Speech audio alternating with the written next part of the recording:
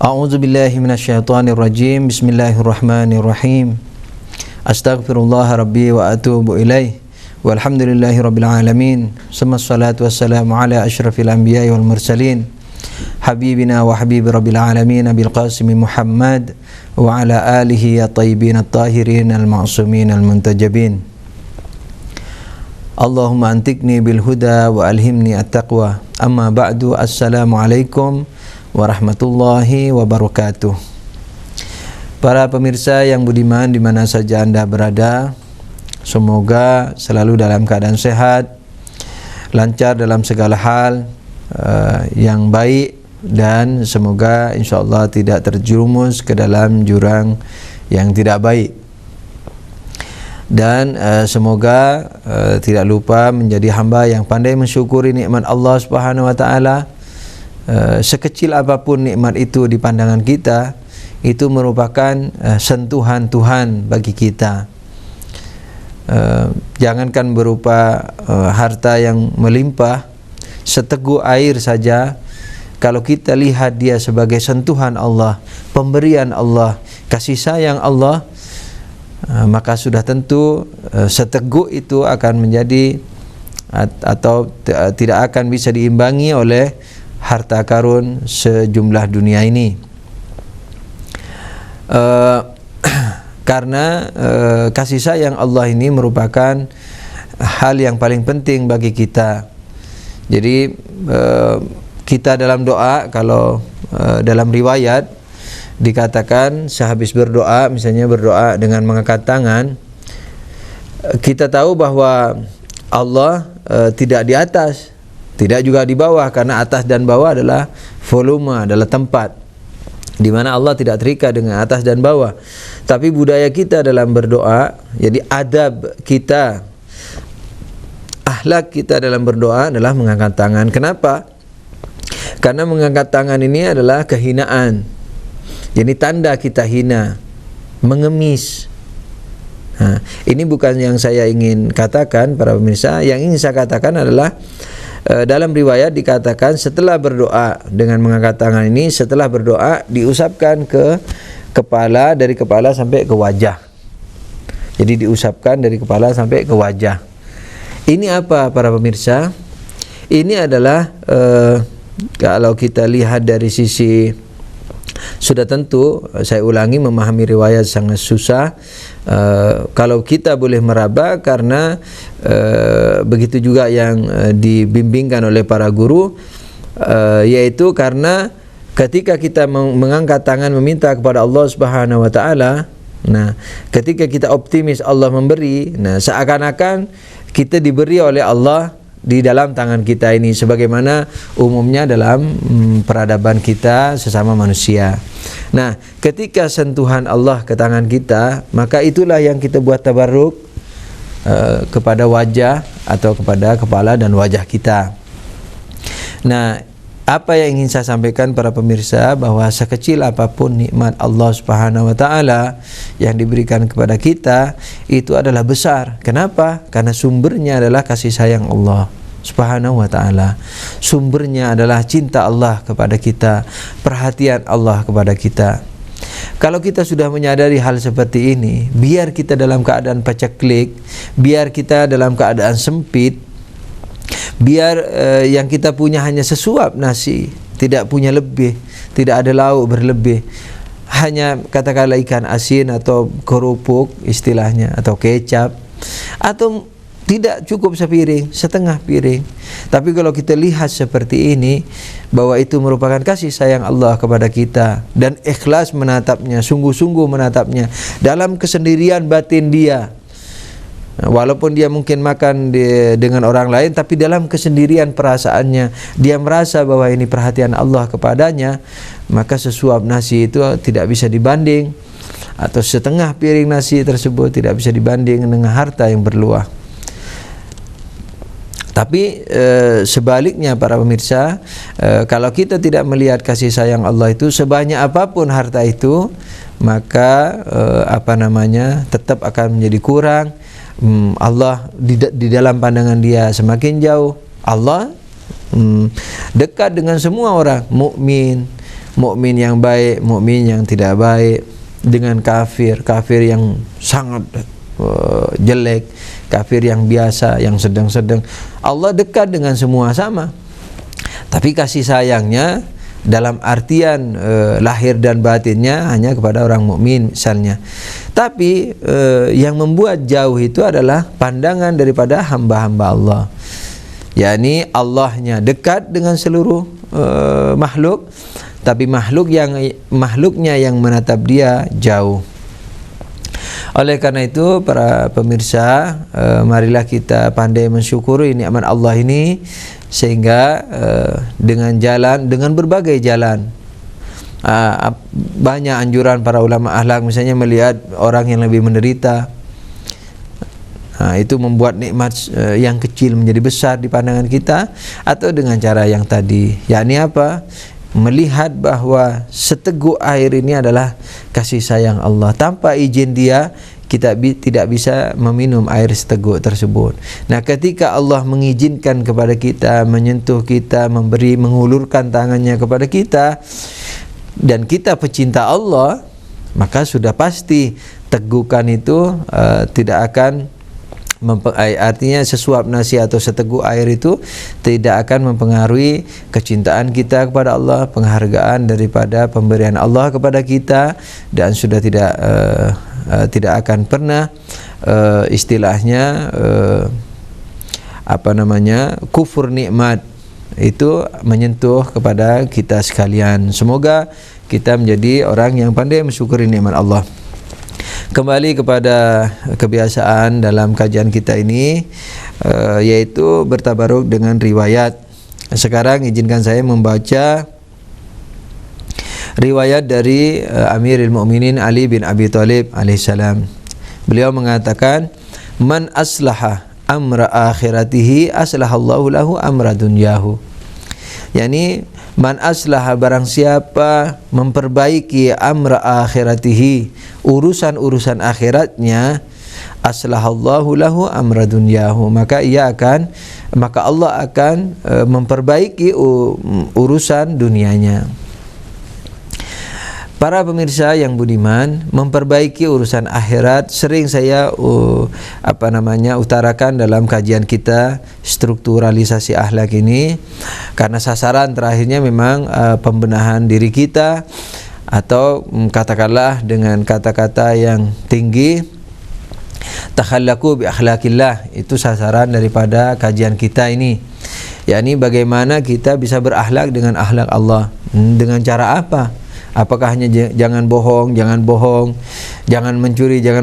Ini sering kita dengar, tapi barangkali tidak banyak berarti, kecuali sangat temporer. Nah, maka itu saya mudah-mudahan pikiran saya waktu mau mengadakan kajian ini betul-betul dari Allah Subhanahu wa taala, sehingga saya mengajukan proposal strukturalisasi akhlak ini, supaya kita sama-sama tahu bagaimana cara membangun akhlak dan saling mengisi satu sama lain, sehingga akhlak itu bukan terbatas hanya jangan bohong, jangan mencuri, jangan korupsi, tapi tahu bagaimana membentuk akhlak.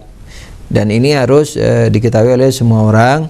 Dan bisa juga hal ini mungkin dimasukkan ke dalam materi psikologi, yakni ilmu nafs, yakni ilmu psikologi atau ilmu jiwa manusia. Nah, oleh karena itu kalau kita tahu caranya, punya gambaran, maka tahu alif ba-nya sampai iya-nya, maka gerakan kita dalam akhlak ini akan terarah, dan insyaallah akan membuahkan hasil yang diinginkan. Para pemirsa, Imam Ali mengatakan, barang siapa yang memperbaiki akhiratnya, maka Allah akan memperbaiki dunianya. Memperbaiki akhirat itu adalah sudah tentu bukan dengan tujuan perbaikan terhadap dunia, karena ketika kita memperbaiki akhirat untuk dunia, berarti kita tidak memperbaiki akhirat. Misalnya saya ngaji supaya lancar rezeki, saya bersedekah supaya lancar rezeki, umpamanya. Nah ini kurang lebih bisa dikatakan belum memperbaiki akhiratnya. Walaupun dapat pahala, tapi tujuan terakhirnya karena demi kelancaran rezekinya, maka ia berbalik arah dari dunia ke akhirat, kemudian dari akhirat berbalik arah lagi ke dunia demi kelancaran rezekinya. Oleh karena itu memperbaiki akhirat, sekali lagi maksud yang sebenarnya adalah Imam Ali yang tahu, kita hanya merabanya. Jadi yang dimaksud dengan memperbaiki akhirat, yakni betul-betul akhirat untuk akhirat. Bahkan sekali lagi sering saya utarakan bahwa bahkan dunia ini untuk akhirat. Ini innamal a'malu binniyat. Jadi bekerja karena tanggung jawab, bukan karena cinta kepada harta. Ini adalah akhirat. Nah, memperbaiki akhirat itu adalah untuk akhirat, bukan akhirat untuk dunia. Walaupun pahalanya Allah menambahkan juga pahala perbaikan terhadap urusan akhirat. Itu urusan Allah, itu hak Allah. Jangan sampai menjadi niat kita. Niat kita adalah untuk akhirat. Itu yang kedua.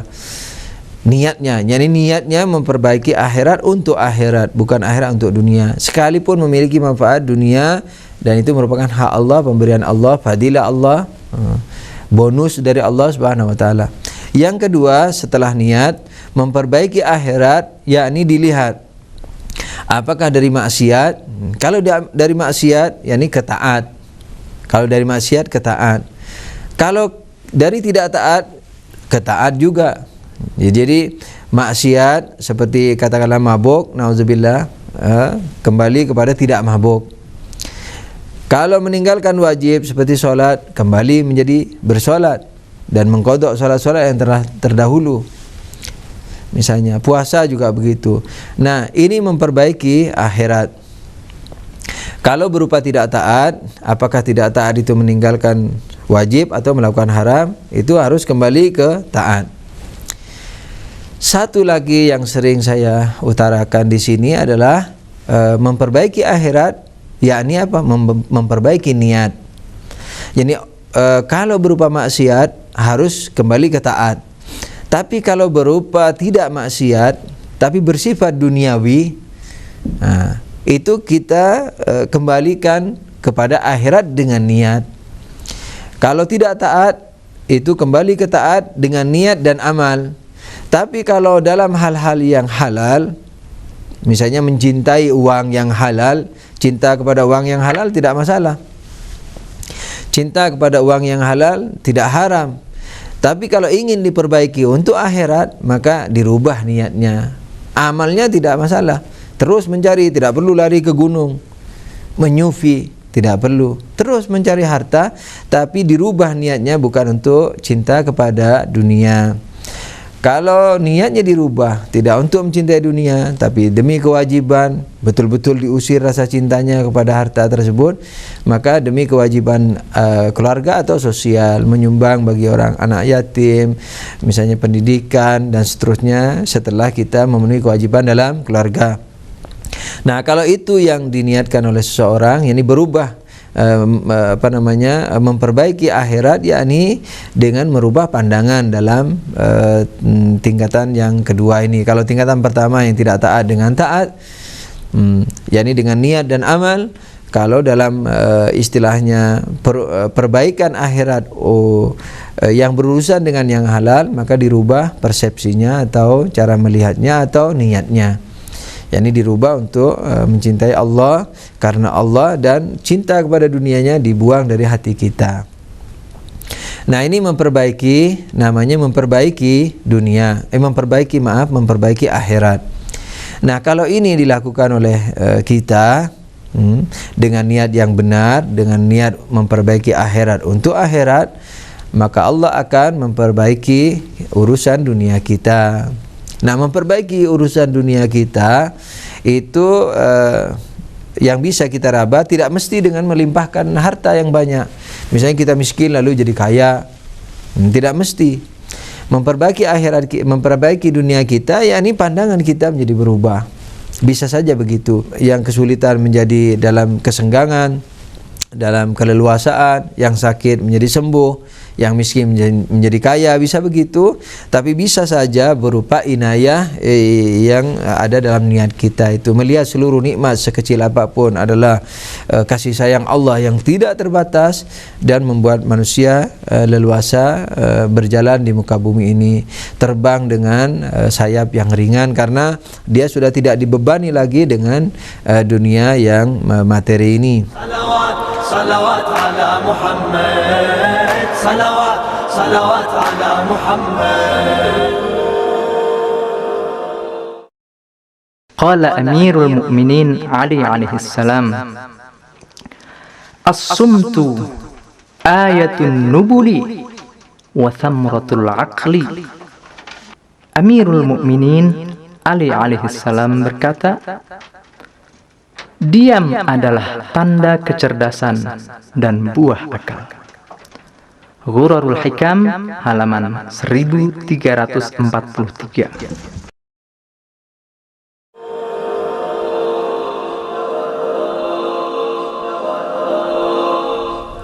Oleh karena itu perbaikan ini bisa saja berupa perbaikan lahiriah, dari sakit ke sembuh, dari miskin ke kaya, bisa juga berupa perbaikan dunia yang berupa batiniah, yakni manusia menjadi leluasa dalam keadaan apa saja.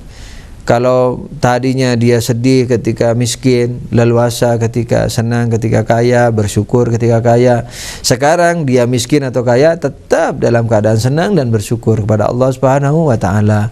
Dan inilah yang dikatakan misalnya oleh orang-orang bijak bahwa kaya bukan banyak harta, tapi kaya adalah apa? Tidak memerlukan harta. Semoga kita selalu dibimbing oleh Allah Subhanahu wa taala ke dalam kebaikan yang sesungguh-sungguhnya, kebaikan yang sesungguhnya, bukan kebaikan yang majazi. Kembali kepada kajian kita, strukturalisasi akhlak. Kita telah membahas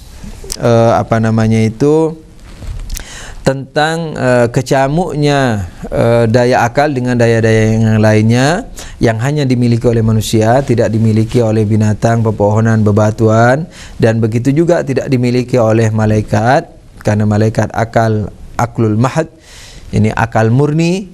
Kalau misalnya binatang dan ke bawah, pepohonan, bebatuan, tanah, air dan seterusnya, itu minus akal. Nah, akibatnya apa? Yang bisa menjadi khalifah hanyalah manusia. Nah, sudah tentu manusia ini yang kemanusiaannya itu tergantung kepada nilai kemanusiaannya itu sendiri. Apa nilai kemanusiaannya? Adalah akalnya. Manakala akalnya, yakni Ratu Adil ini telah memimpin kepada seluruh dimensi yang ada dalam dirinya, yakni daya emosional, daya syahwat, daya lezat, yakni syahwat, yakni lezat, kemudian daya angan-angan, kemudian juga badaniahnya, semua sudah diarahkan oleh si Ratu Adil ini, maka sudah tentu ia berhak menjadi khalifah. Tapi jangan lupa, yakni khalifah yang paling tinggi, yang khalifah yang sesungguhnya, khalifah Allah yang mengurusi semua selain Allah. Oleh karena itu orang mukmin lebih tinggi derajatnya dari malaikat. Oleh karena itu pada malam Lailatul Qadar semua turun ke bumi, meninggalkan malaikat surga, meninggalkan surga dengan izin Allah hanya untuk membawa segala urusan datang ke dunia. Kenapa? Karena khalifahnya ada di dunia, yakni Imam Mahdi alaihissalam. Nah, yang berhak menjadi khalifah ini sudah tentu adalah apa? Adalah manusia. Manusia yang sebenarnya, manusia yang hakiki, yakni yang menjadikan akalnya apa? Adalah Ratu Adil di dalam dirinya sebelum menjadi Ratu Adil di permukaan bumi Allah atau alam Allah. Karena yang akan dipimpin termasuk malaikat dan seluruh antariksa ini. Nah, sudah tentu untuk membuat akal kita ini Ratu Adil, dia sendiri harus adil. yakni dia dalam dirinya harus adil. Yakni apa? Yakni memenuhinya dengan ilmu yang hakiki. Kalau ingin menjadi khalifah yang hakiki, ilmu yang hakiki. Kalau ingin menjadi khalifah yang relatif, maka ilmu yang relatif. Khalifah yang relatif katakanlah kayak misalnya pembimbing rohani, ustaz yang ustaz, bukan ustaz menurut masyarakat, ustaz yang menurut Allah ustaz. Mubaligh yang menurut Allah mubaligh tapi masih ada kesalahan, tapi memang sudah jujur, sudah berusaha argumentatif, tidak ego dalam dirinya, tidak menebar akhlak tapi dirinya tidak mengamalkan akhlak, nauzubillah misalnya. Walhasil yang menurut Allah mubaligh, yang menurut Allah ustaz misalnya, tetapi masih memiliki kekurangan, maka ini ustaz yang relatif. Nah, ilmu ada dua, ilmu yang hakiki atau ilmu yang relatif. Ilmu yang hakiki adalah yang sesuai dengan kenyataan yang sesungguhnya. Ini yang kita istilahkan dengan maksum ilmu. Nah, yang kita istilahkan kalau berurusan dengan Islam, ilmu Islam, yakni siratal mustaqim. Tanpa ini, yakni tanpa kemaksuman ilmu, maka siratal mustaqim akan sirna dari permukaan bumi. Kalau sirna dari permukaan bumi, maka sia-sialah Allah menyuruh kita meminta dengan mengucap ihdinas siratal mustaqim, tunjukkan kepada jalan yang lurus. Sia-sia Allah menyuruh kita meminta kepadanya jalan yang lurus kalau jalan yang lurus tidak ada. Nah, jalan yang lurus adalah yang tidak mengenal bengkok sedikit pun. Karena faman ya'mal mithqala dzarratin khairan yarah, barang siapa melakukan satu atom kebaikan akan melihat, satu atom keburukan akan melihat, akan dihisab. Nah, oleh karena itu siratal mustaqim tidak boleh mengenal satu atom pun kesalahan. Nah, siratal mustaqim yakni insan maksum ini adalah yang disebut khalifah Allah setelah Rasulullah. Mereka itu dalam Islam adalah 12 orang yang sekarang adalah Imam Mahdi alaihissalam. Nah, untuk menjadi khalifah yang hakiki, bukan khalifah yang relatif, itu adalah apa? Dengan mengisi ilmu hakiki. Nah, ilmu hakiki adalah menyumbat seluruh daya-daya yang lain, dalam artian ketika menelusuri ilmu itu dan harus bersumber kepada ilmu yang hakiki. Nah, ilmu hakiki ini sumbernya harus Allah Subhanahu wa taala, harus Rasulullah sallallahu alaihi wasallam, harus imam sebelumnya. Oleh karena itu imam ini adalah seorang yang hanya memiliki satu guru atau satu kelompok guru. Siapa? Maksum sebelumnya. Jadi kalau misalnya sering orang mengatakan ada orang mengaku Mahdi, anaknya Pak Joko, Mahdi bin Joko umpamanya. Mengaku Mahdi, dia karena tidak mengenal konsep ini. Dia buat apa dia mengaku Mahdi? Mahdi buat apa? Kalau siratnya siratul bengkok, siratul relatif, siratul perspektif, siratul tidak ada jaminan. Sirat harus ada jaminan, siratul mustaqim. Nah, siratul mustaqim gurunya juga harus mustaqim. Dia berguru kepada siapa? Mahdi bin Joko yang mengaku Imam Mahdi itu yang berasal katakanlah dari mana sajalah, yang mengaku Mahdi banyak. Di Indonesia juga banyak yang mengaku Mahdi. Ada yang berasal dari misalnya Sulawesi misalnya umpamanya. Nah, itu dia belajar hakikat siratal mustaqim dari mana.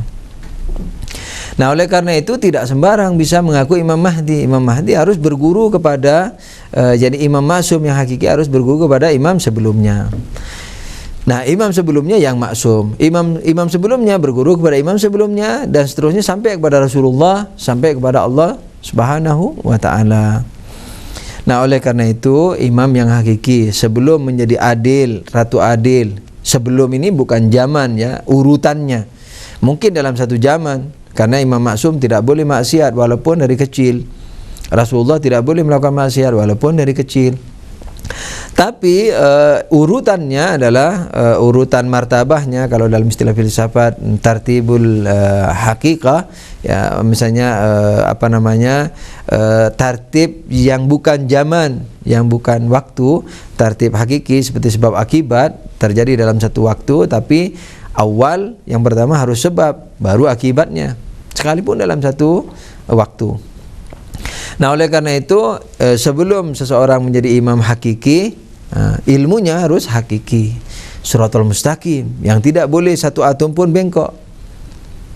Nah, imam hakiki ini akalnya yang dijadikan tempat untuk menimba ilmu hakiki tersebut, bukan daya syahwat. Karena daya syahwat tidak punya pertimbangan kecuali ingin makan kalau lapar, kecuali kalau ingin berkumpul kalau lagi emosi seksualnya naik, dan seterusnya. Ingin marah kalau emosi, semua begitu. Kendali itu hanya di akal. Nah, maka akalnya ini harus bersih dari semua was-was dari tiga daya ini, pengaruh dari tiga daya, kemudian dibentangkan untuk menimba ilmu yang hakiki.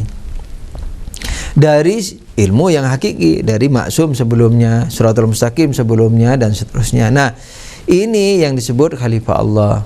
Nah, khalifah Allah ini, yakni inni ja'ilun fil ardi khalifah, aku ingin membuat khalifah, bukan untuk bumi. Sebagian orang mengira ini ja'ilun fil ardi khalifah, aku ingin mengangkat khalifah di bumi.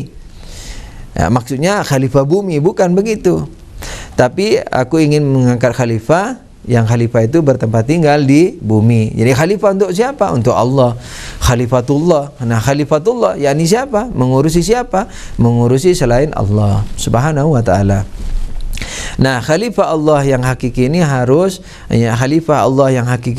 maksum, dan dia adalah berguru kepada maksum sampai akhirnya bersumber kepada Allah Subhanahu wa taala. Yang menjamin juga harus Allah. Maka itu dalam riwayat, dalam ayat banyak yang menjamin Imam Ali sampai Imam Mahdi ini. Misalnya seperti di Bukhari Muslim, inna min ba'di isna asyara amiran kulluhum min Quraisy. Setelah aku ada 12 amir, semuanya dari Quraisy. Nah, ini amir ini tidak bisa orang pasang sesuka-suka. Karena amir ini Shiratal Mustaqim. Nah, kalau tidak Shiratal Mustaqim, buat apa dibuat amir? Shiratal Mustaqim sudah enggak ada, buat apa? Biar amir mau ditunjuk siapa silahkan saja, tapi buat apa? Karena Shiratal Mustaqim sudah tidak ada. Ihdinas Shiratal Mustaqim sudah sia-sia. Baca Fatihah sudah sia-sia. Salat kita sudah sia-sia. Tapi kalau sebaliknya, yakni tidak sia-sia, berarti isna asyara amiran kulluhum min Quraisy ini harus maksum. Jaminannya juga harus Allah dan Rasulullah. Nah, makanya dilihat di ayat-ayat dan riwayat-riwayat yang banyak, yang insyaallah pembahasannya di bab imamah, bukan bab akhlak.